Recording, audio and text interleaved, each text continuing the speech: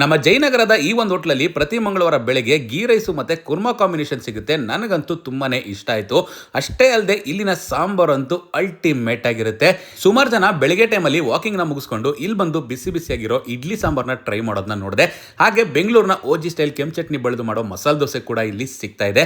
ಒಳಗಡೆ ಹೋಗ್ತಾ ಇದ್ದಂಗೆ ಕನ್ನಡದ ಕಂಪು ಕೈ ಬಿಸಿ ಕರಿಯೋದಂತೂ ಗ್ಯಾರಂಟಿ. ಈ ಹೋಟ್ಲಲ್ಲಿರೋ ವಾಲ್ ಪೇಂಟಿಂಗು ಮತ್ತೆ ಫೋಟೋ ಫ್ರೇಮ್ಸ್ ಎಲ್ಲ ನೋಡಿ ನನಗೆ ಯಾವುದೋ ಹಳೆ ಕಾಲದ ಹೋಟೆಲ್ ಬಂದಿರೋ ತರನೇ ಫೀಲ್ಸ್ ಕೂಡ ಸಿಗ್ತಾ ಇತ್ತು. ಯಾವುದೇ ಜಾಗ ಅಂದ್ರೆ ಬೆಂಗಳೂರು ಫಲಹಾರ ಮಂದಿರ ಅಂದ್ಬಿಟ್ಟು ಜಯನಗರ 4th ಬ್ಲಾಕ್ ಅಲ್ಲೇನೆ ಈ ಹೋಟೆಲ್ ಕೂಡ ಲೊಕೇಟ್ ಆಗಿದೆ.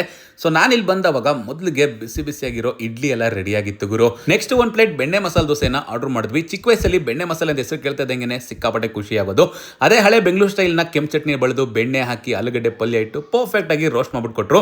ಟೇಸ್ಟ್ ವೈಸ್ ಹೇಗಿತ್ತು ಅಂತ ತಿಳಿಸ್ಕೊಡ್ತೀನಿ. ಅದಕ್ಕೂ ಮುಂಚೆ ಮಂಗಳೂರು ಸ್ಪೆಷಲ್ ಗೀ ರೈಸ್ ಮತ್ತೆ ಕುರ್ಮಾನ ಬಿಡೋದಕ್ಕಾಗುತ್ತಾ ಅದನ್ನು ಕೂಡ ಆರ್ಡರ್ ಮಾಡಿದ್ವಿ. ಟೇಬಲ್ ಮೇಲೆ ಆರ್ಡರ್ ಮಾಡಿರ್ತಕ್ಕಂಥ ಐಟಮ್ಸ್ ಎಲ್ಲ ಬಂದ ಮೇಲೆ ಮೊದಲಿಗೆ ನನ್ನ ಕಂಫರ್ಟಬಲ್ ಫುಡ್ ಮತ್ತೆ ಫೇವರೇಟ್ ಫುಡ್ ಅಂದ್ರೆ ಇಡ್ಲಿ ಸಾಂಬಾರ್. ಸೊ ಇದನ್ನ ಮೊದಲಿಗೆ ಟ್ರೈ ಮಾಡಿದೆ. ತರಿಯಾಗಿರೋ ಇಡ್ಲಿ ಟೆಕ್ಸ್ಚರ್, ಸಾಂಬಾರ್ ಅಂತೂ ಬಹಳ ಸ್ವೀಟ್ ಎಲ್ಲ ಇಲ್ದಿರ ಪರ್ಫೆಕ್ಟ್ ಆಗಿತ್ತು ಅಂತಾನೆ ಹೇಳ್ತೀನಿ.